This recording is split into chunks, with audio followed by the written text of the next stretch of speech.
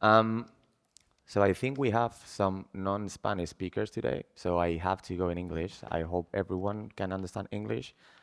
Otherwise, I'm sorry. So before I begin, there's two things about me. The first one is I am not so good at doing slides, so don't expect anything that's going to visually blow your mind. Number two is I've never done this before, so either it is a huge success or it's just a mess. And if it's the second, then I'm sorry about that.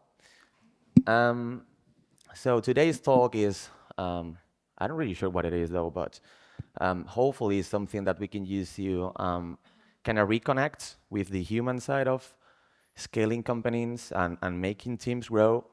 We're going to share a little bit of what's been our journey so far over these past 2 years, where we've grown exponentially, and I promise it's not going to be lame. It's not going to be about how cool we are and how good we do things, but hopefully, if you're helping your company in scale, there's something you can take away from this.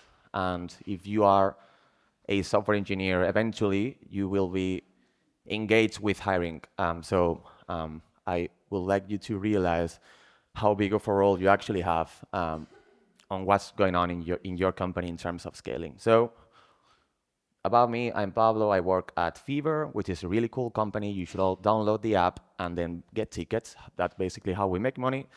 And I work at the tech talent team. So to begin with, the challenge I would like to speak about today is that we're navigating now is just how we're trying to find balance between a company that's scaling extremely fast and we're all engaged into conversion rates and KPIs, and we need to hire 200 more software engineers in the next 10 months, while also realizing we are actually humans engaging with other humans. And so the first advice that I would like to share today for any company out there trying to scale is that it is actually really easy to forget about the important things throughout the process, right? If you don't keep an eye as a talent team or as a whatever you're doing in your company on making sure that and realize that you're actually humans interacting with other humans, it is really easy to get into the trap of only thinking about KPIs and processes and how we automate and how we implement AI in everything we do. And, eventually you don't really remember what's the reason why you actually joined the company, right? So that's the first advice that we would like to share. Something that we are constantly trying to think about is just how we make sure that we don't forget that. So number two is what's the actual benefit of technology when you're talking about hiring? And that's honestly just allowing us to connect in a really honest way. Like we should be using technology to just make sure we can spend enough time talking with our candidates, talking with our coworkers, our colleagues, and technology and whatever tool we're using should be just a way to create a space to engage with each other rather than just the end goal. And number three is when you go through a process like we're doing now, just to give you a little bit of context. When I joined the company 2 years ago, we were hiring around 2 to 3 engineers every month, which was already a huge success. And 15 months later, we are in a situation where we're hiring over 20 people every month. There's no way you can make that happen without making mistakes. So just be honest, be upfront, learn to deal with them, a little bit of ambiguity and chaos, and just navigate that process. So first topic, this shouldn't have happened, by the way. Should have been one thing appearing after the other. I told you I'm not good at slides. I'm sorry about that. Is about our approach to hiring. So something that's actually working for us, and then what's kind of the risk, and also the challenges we're navigating. So what we do here at Fever, because of how fast we need to scale, is that we have some sort of agnostic approach to candidates. So mostly, at least most companies, they're usually trying to find experts in specific technologies, right? You'll see hundreds of different job offers, just trying to find senior like Python engineers or senior Java engineers, which is cool. But we believe that a better approach to that is just trying to find problem solvers. It's just people that are trying to find and solve real world problems, engineering problems, whatever that looks like for you, and not technology experts. So there's many different ways how we assess candidates, from building like backend services, trying to get events from an external provider into our marketplace, to building a pet marketplace. So there's many ways to do that. You can just really adapt to whatever the candidate needs. So you can go more from a home assessment approach to a live coding approach. There's many different ways of doing that. It's just, I think the good thing about having this agnostic approach is how you allow space to get people from different backgrounds. So I'm not going to get into diversity because it is a big topic. I don't think I'm ready for that now, but let's just speak about diversity of backgrounds. It's just people coming from different places, different universities, different whatever you've done before, and then just getting into the same place that actually creates room for innovation, right? If you put 100 very similar people working on a problem, most chances are they're all going to find the same solution. But if you have people with a different approach, then that's probably going to create room for your company to really innovate and be disruptive. So there's actually another benefit, which is scale, right? When you're trying to hire this fast, where you are, again, like literally trying to reach to whatever out there, then not putting the focus on specific technologies also gives you the opportunity to actually meet everyone, where you're not trying to find, again, a Python expert and then use cross paths with someone that's been working with JavaScript for the last 10 years. Having this approach gets you that opportunity. So if you are really focused on technology, eventually you will reach the limit, and then you'll have problems trying to hire more people. So there's those two benefits, I would say: diversity, and then creating that space within your company, and then of course the speed. We're humans, but we also have goals, so that's good too. But then there's two risks of this. I think one of those is inconsistencies when making hiring decisions. Of course, when you're hiring 3 developers per month, you can walk around with like 5, 6 interviewers. So, there is a little bit of group of people making decisions. It's really easy to come to agreements on what's actually a good candidate and what's not. Something that will eventually happen is that when you are interviewing 5,000 candidates every year, you need people to do that, right? So the more you grow and the more interviews you have, the harder it'll become to agree on what's the bar, right? So what are we assessing candidates against? So, and this is for you engineers too that are working on these processes. Usually talent teams, we try to make sure that we have like internal calibration exercises. So we gather and we talk about what's the ideal candidate for us. But again, when you're trying to debate with 100 different people, everyone has their own idea. And I think that you should be the ones driving those conversations. Like I've found many examples of the opinion of one engineer has literally shifted whether we hire someone or not. So I think you should be owning that process too. And most of the times you actually think that you're just putting out feedback about a candidate and then there's someone else making decisions. But the truth is that whether we go for a hire or not is actually based on whatever you have to say about candidates. So give importance to that, and then make sure that if you identify something that doesn't really look good for you in all the people's candidates, feedback, make sure that you are speaking up. When you are in these types of companies where there's not a lot of processes in place, the truth is that human interaction is what drives decisions. So yeah, you should give yourselves enough importance about that. So make sure that identify those inconsistencies. You learn to deal with them for a while, because there's no way you can document whatever is happening when you're hiring at this pace, and speak up whenever you see something that doesn't really look good for you.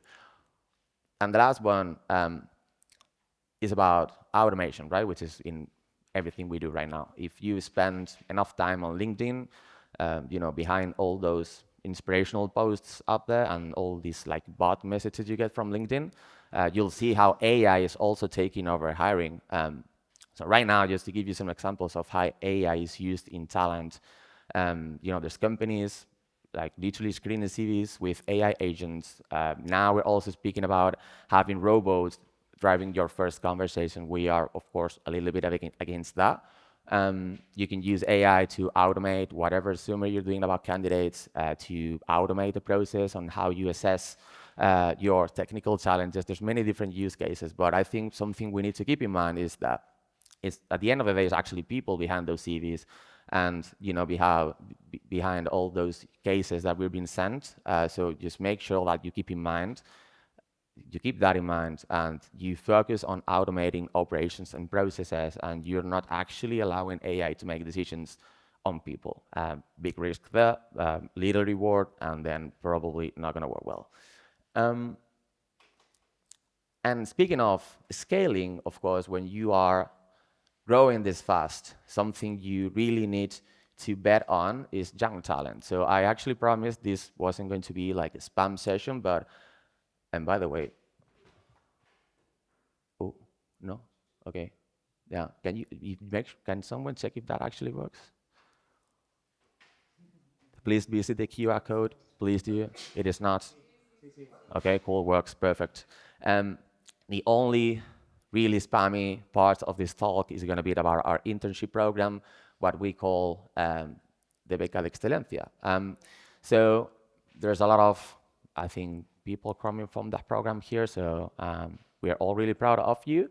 I'll give you a little bit of context on what's actually about, and then what actually resonates from this process. So basically, the Beca Excelencia at Fever is just an opportunity to any new freshly graduate that's worked hard enough to be top of their class to have a 6-month full-time program solving real-world problems. So usually the problem with this kind of internships is that you are getting into a training program where you are learning things, hopefully, but you're not really having an impact on anything that happens for the end user. I think something really cool about this program at Fever is how we're actually making sure that there is a balance, right, between you learning and then getting mentored by people that are actually fully dedicated to you for this period, but while also you having the feeling that whatever you're doing is actually impacting the end user. So in our case, that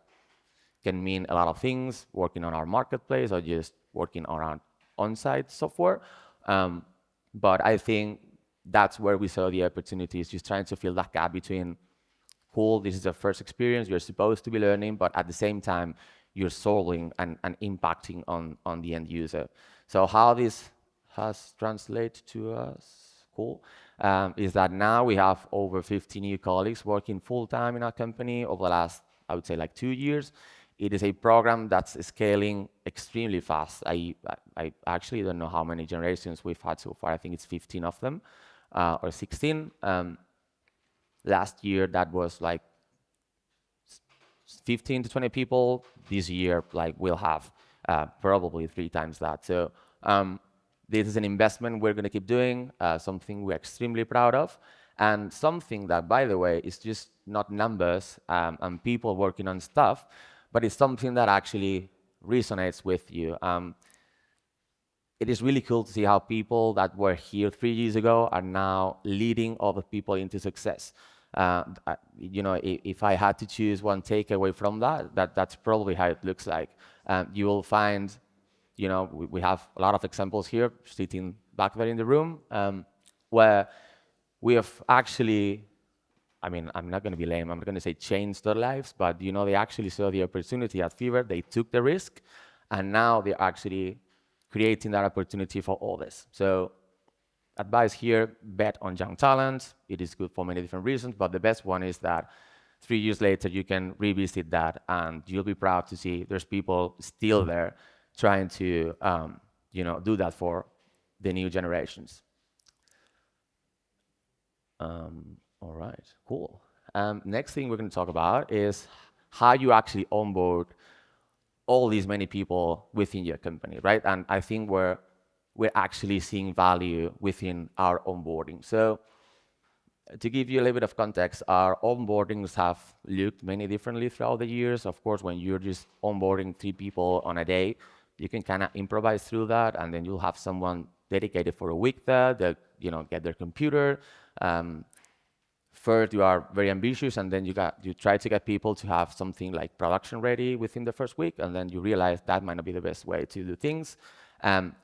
When you are trying to get 20 new people on your very first day, you have to make that scale. So in this like remote world of opportunities, I think one of the first benefits of working on your onboarding programs is that it is one of your very few opportunities to actually connect people. So eventually those people will go back home and they will work from their own rooms. And unless you have some sort of like team buildings or you work on a hackathon where everyone gathers, there's not going to be many chances for these people to actually meet again. So make sure that you are taking that opportunity to actually connect people. And of course, I think we're all gotten Slack messages from people we don't really know. And you say, you know what, I'll just answer tomorrow. I don't really care. But when you actually have someone that you've interacted with in the real world, then most chances are you're going to probably solve the problem for them. So first main benefit we have there, we are connecting people in this like remote digital world we live in.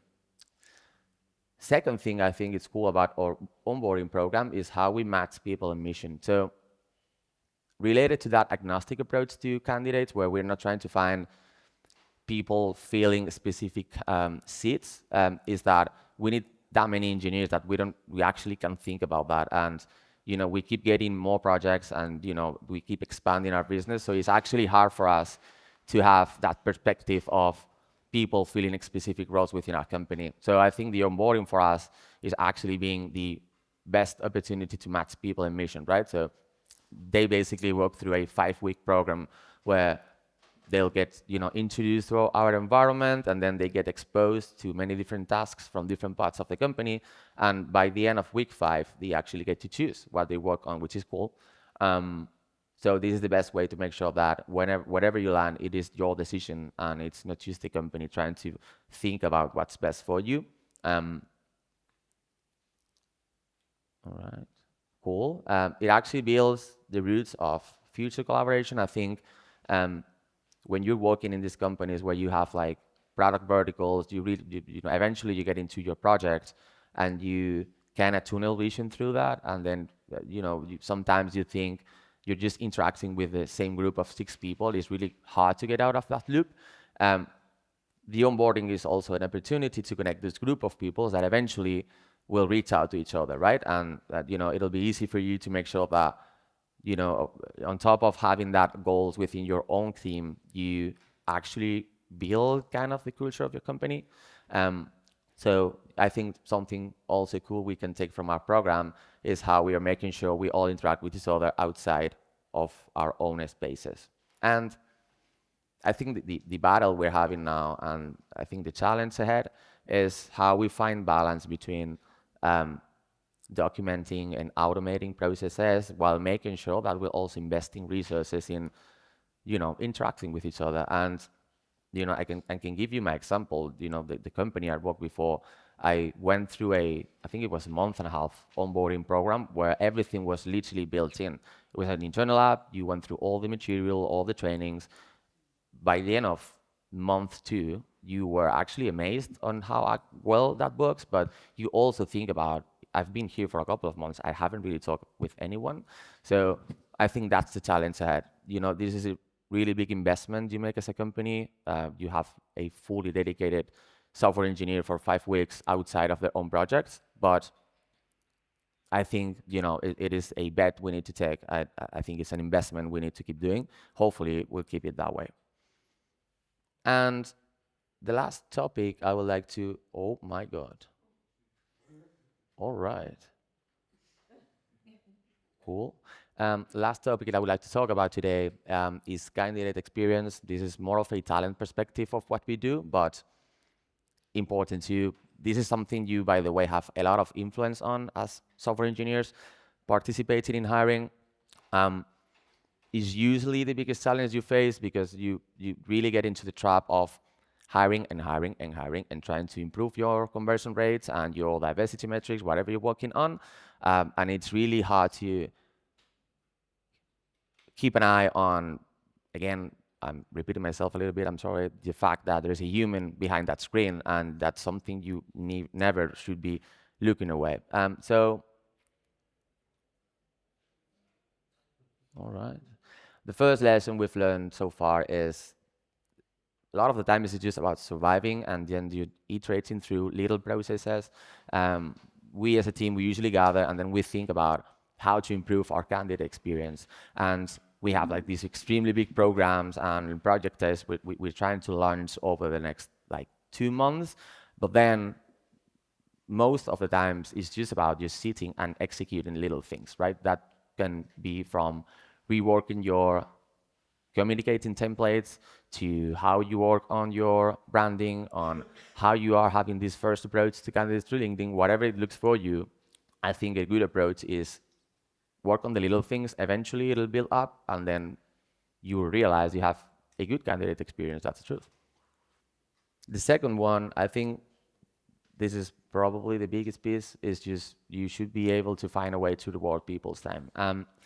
Something we do, just to give you one example, is that people, in the case of software engineering specifically, whoever works through our processes and passes the talent interview will get 2 free tickets to any Candlelight concert, which is one of our own events, as a reward.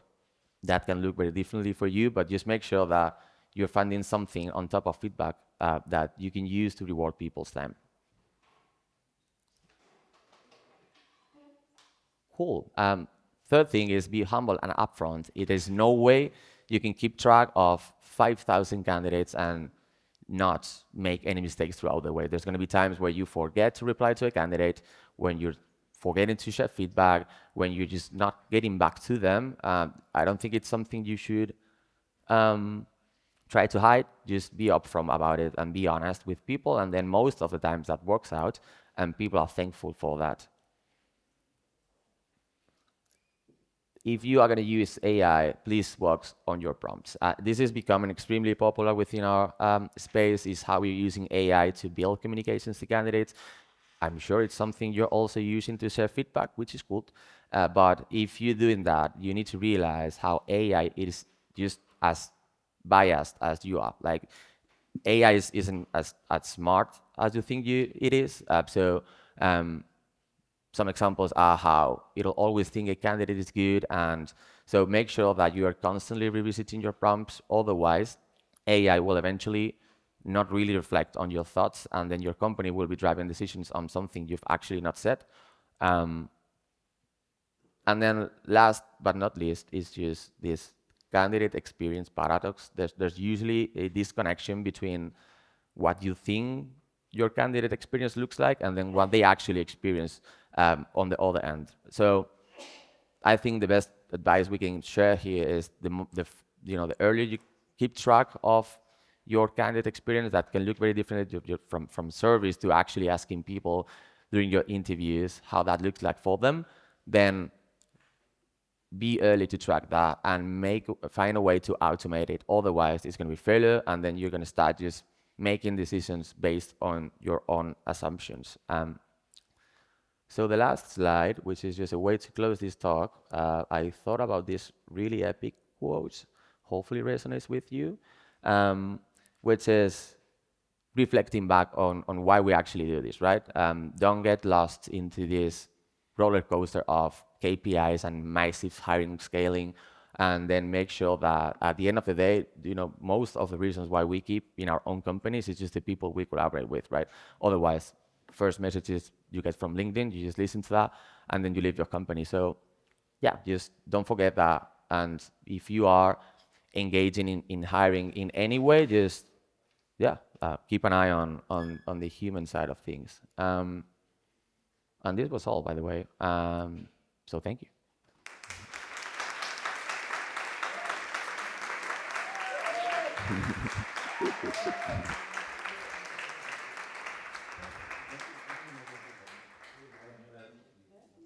Questions? Complaints? Cool. Are we good? Agua? Ah, perdón.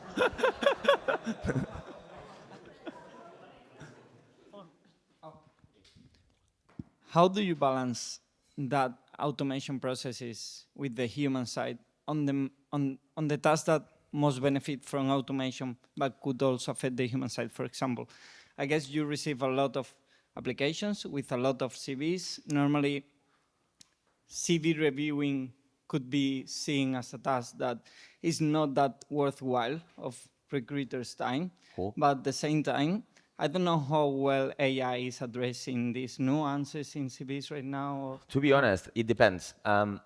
So something about the engineering industry specifically is that application review is usually not that big of a thing.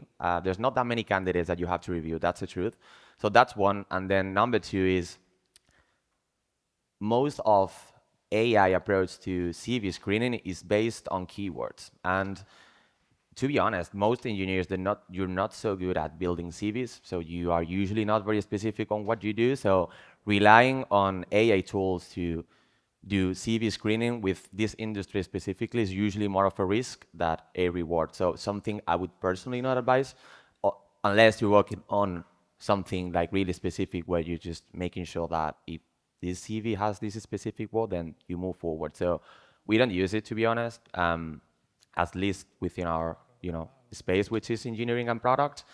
I don't think it's that good, to be honest, so far. I've piloted some tools around CV screening. Some of them are decent. I think something cool about AI screening is that it can help you rank people. So it doesn't really make the decision on whether you move forward with them or not, but rather, if you don't just have like 5 minutes to go through this, then you should probably review these 20 first CVs first and then move forward with that. I don't work in progress, to be honest. I don't think it's life changing so far. Me han cortado. I think it's over.